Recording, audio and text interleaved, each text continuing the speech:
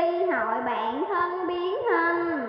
Con nước đến dòng trời cao này con biết cha như thế nào. Mong ước của mẹ là con phải càng ngày càng thoát lên cao. Mẹ vẫn giữ một lòng thương dấu không có bao nhiêu lỗi lầm. Mẹ nói con phải thành công để có nhầm mắt mẹ.